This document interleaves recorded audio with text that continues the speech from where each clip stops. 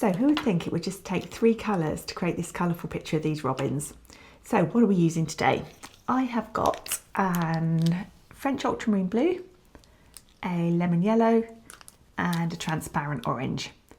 Now when the blue and the yellow are mixed together, we'll get a green.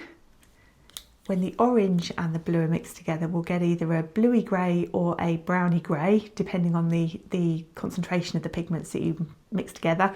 And then when you mix all 3, you'll definitely get a grey.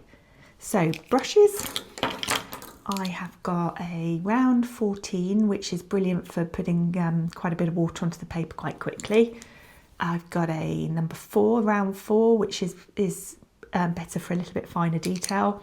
Then ultimately we've got the rigger brush, which is very fine, and I can get some lovely sort of fine detail with that. And paper wise, I've got an A4 sheet of Saunders Waterford, which is 300 grams, high white, cold press knot.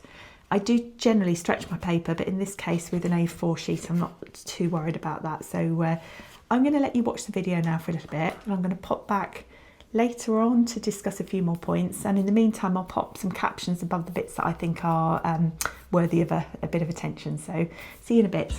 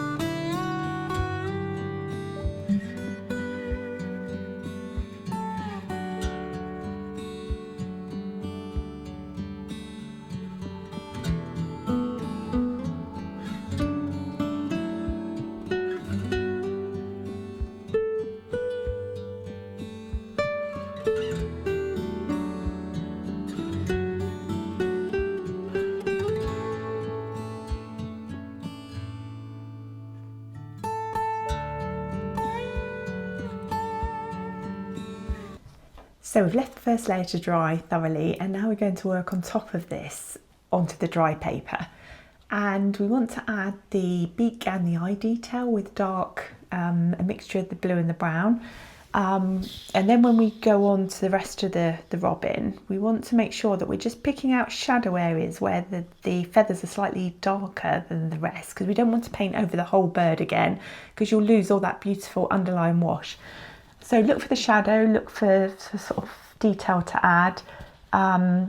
If you find you're ending up with some hard lines with the dry work and you'd rather see a soft line, then just use a damp clean brush to just work against that line, which will soften it.